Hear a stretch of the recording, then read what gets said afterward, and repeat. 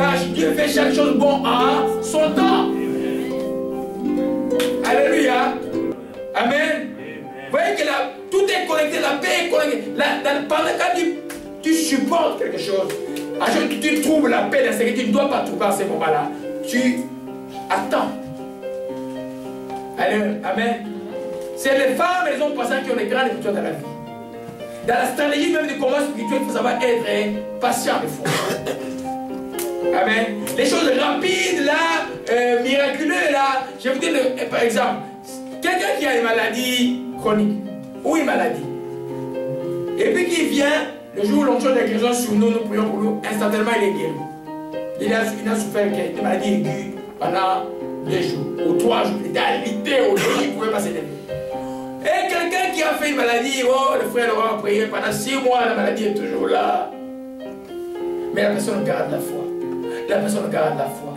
La personne est patiente. La personne qui persévère. Qui croyez-vous un jour aura la foi dans d'autres circonstances? Les seconds. Les seconds.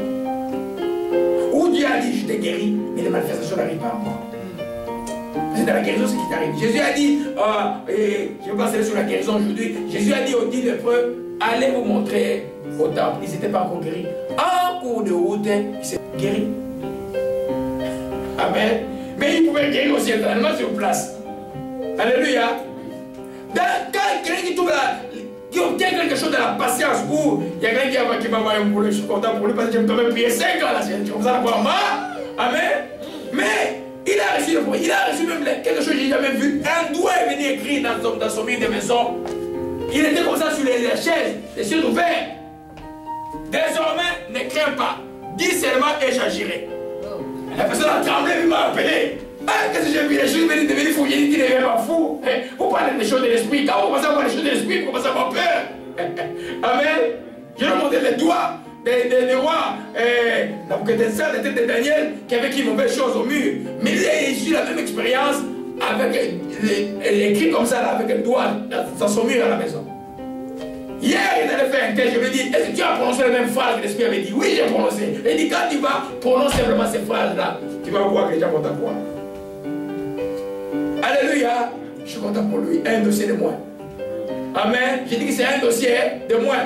Même s'il doit avoir passé un test, j'ai dit que c'est un dossier de moins. Amen. Alléluia. Amen. Un frère qui a attendu comme ça dans la patience longtemps. C'est comme ça que souvent l'orgueil soit brisé dans la vie de quelqu'un quand Dieu t'appelle. Si tu es orgueilleux comme nous qui étions orgueillés là. Dans le monde. Dieu t'amène dans l'histoire comme ça là. Pour apprendre à devenir patient. Amen.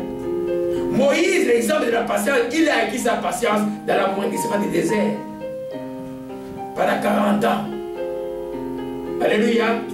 Et après simplement, à 80 ans, Dieu l'a appelé. Vous savez, Moïse a 80 ans, vous savez ça? Hein? Alléluia. Amen. Amen. Nous revenons dans 2 Corinthiens 6, verset 4. Amen. Alléluia. Amen. Donc il n'y a pas de patience sans épreuve. Alléluia. Amen. Amen. Nous lisons Amen. Allons rapidement. 2 Corinthiens 6, verset 4. Amen. Alléluia. Je vais le dire. Nous nous rendons à tout égard recommandables comme serviteurs de Dieu par beaucoup de patience. Par beaucoup de patience. Amen. Pour nous serviteurs de Dieu, nous devons être patients. Ne dis pas c'est pour toi aussi qui es serviteur. Tout le monde est serviteur de Dieu. On doit nous rendre recommandables. C'est-à-dire quand les gens sont impatients, quand les choses arrivent, nous savons attendre le bon moment. Amen. Un boxeur qui entre dans les rings, rapidement, celui qui n'a pas pris la patience, à un moment donné, sa carrière va finir vite. Amen. Même dans la boxe, là. Vous vous souvenez de Tyson, comment c'est fini là? Il faisait que les KO. Et le jour où il a fait un combat de plus de 3 rounds, il ne pouvait plus tenir. Amen. Ceux qui sont endurants savent tenir longtemps, qui sont patients, c'est les gens qui obtiennent des victoires. Alléluia. Amen. Amen. C'est une partie très importante. Je vais encore. Alléluia. Amen. Amen. Donc, on parle, la patience se manifeste dans les choses que nous attendons de Dieu. La patience se manifeste aussi par rapport aux autres. Dans la vie, tu n'auras pas de clones à côté de toi. Tu n'auras pas des gens qui te ressemblent, même comme toi. Là. Souvent, Dieu va utiliser des gens qui vont te contrarier pour que toi tu développes la patience. Mais souvent, les gens n'aiment pas ça. Mais quand tu as développé la patience, que tu as acquis les fruits, alors Dieu change les autres. Amen. Amen. Donc, alors, prenons un peu Jacques 5, verset 10 à 11. Jacques 5, verset 10 à 11. Amen. Jacques 5, verset 10 à 11. Amen. Amen. Ils ont enlevé notre montre ici, ils ont remplacé par une autre montre. Jacques 5, l'heure exacte là. Amen. Amen. On a commencé en retard, ils ont ouvert en retard. Jacques 5, verset 10 à 11. Amen. Qui est là? Allez-y, ma soeur. Jacques 5, verset 10 à 11. Non, j'aimerais que nous tous nous lisions. J'aimerais que nous tous nous lisions ce texte. Tu lis aussi avec le micro, nous tous nous lisons. Parce que c'est un texte important. Alléluia. Amen. Nous lisons. Frères, souvenez-vous des prophètes. Allez-y. Qui ont parlé au nom du Seigneur. Amen. Prenez-les comme modèle de patience fidèle dans la souffrance. Amen. Nous les déclarons heureux parce qu'ils ont tenu bon. Amen. Vous avez entendu parler de la longue patience de Job, et vous savez que le Seigneur lui a accordé, c'est que le Seigneur lui a accordé à la fin. En effet, le Seigneur est plein de compassion et de bienveillance. Amen. Amen.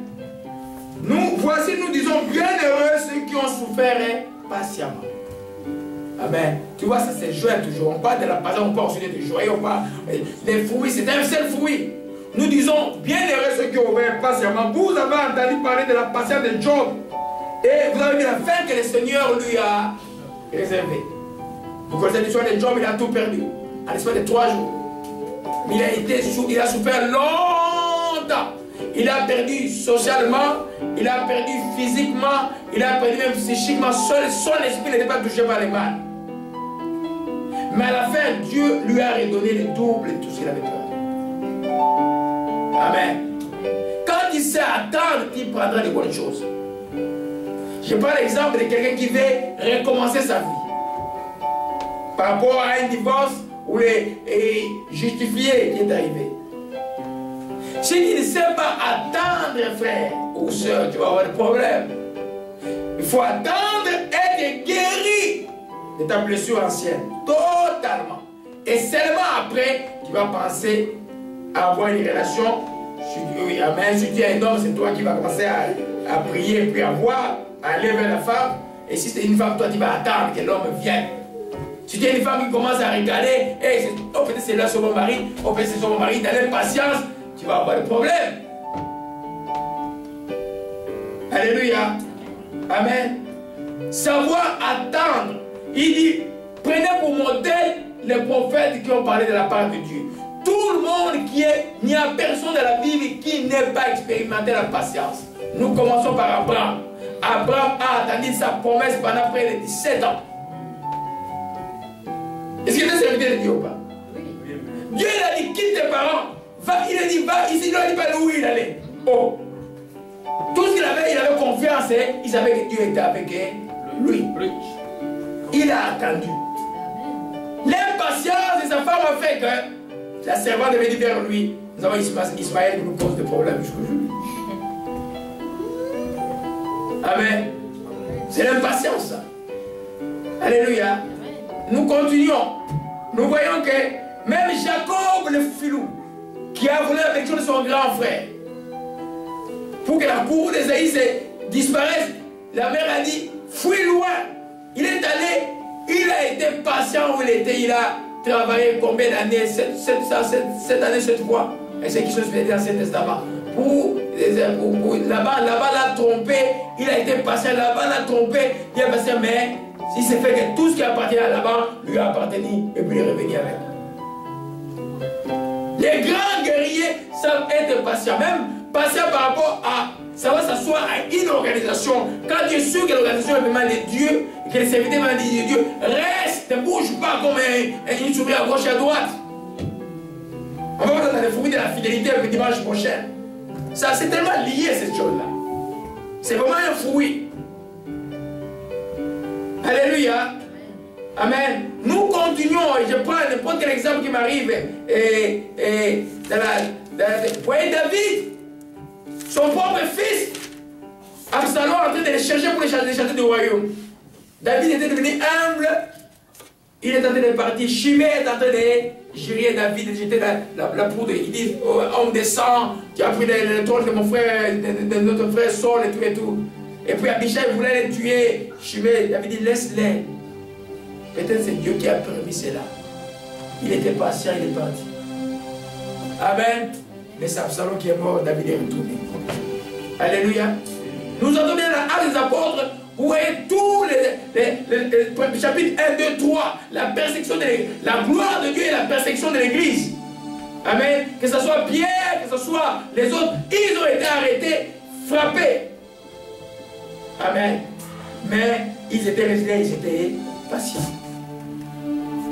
Alléluia. Il faut savoir attendre. Jésus leur a dit ceci. Maintenant, vous pouvez aller à Jérusalem. Attendez.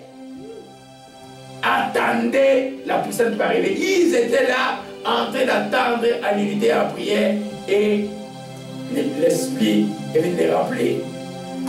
Ce qu'on appelle le jour de Pentecôte. Il faut savoir attendre les choses. Amen. Amen. J'ai parlé de quelqu'un qui est ici dans l'assemblée. Quand le frère est arrivé ici, les premiers jours d'arrivée, les gens voulaient la manière de voir les tourner là-haut dans ces pays-là. Il faut faire ceci, il faut aller mentir, faire le monde. Je lui ai dit, mon frère, tu ne fais pas ça. Tu es venu pour étudier, tu dis, tu vas rester ici. Mais il va rester ici, c'est ici qu'il ne quitte pas. Amen. Il est resté ici. Et il a obtenu des papiers ici. Il va l'obtenir complètement. Savoir est attendre. Alléluia. Dieu donne chaque chose bon à son temps. Pendant qu'il traîne, nous, à l'attente, si une prophétie qui a été annoncée, la Bible dit, attends là, sois patient. La patience n'est pas une passivité. La patience est active. C'est-à-dire que dans la patience, il va de pair toujours avec quelque chose qu'on appelle la prière. Pendant que tu attends, tu pries, tu rends grâce, tu pries, tu rends grâce. Amen. Quand tu es sûr que tu es avec Jésus-Christ de Nazareth, sois sûr que tu vas t'en sortir. C'est quelque chose de temps. Dieu t'amène à cette école pour aider les autres de qu'on a vu il y a 3 semaines. Oh, gloire à Jésus-Christ, que ton nom soit béni. Alléluia. Amen.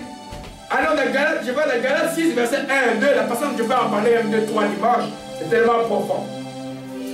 Non, Romains 12, verset 12 d'abord.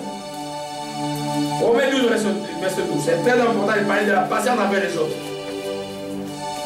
Alléluia.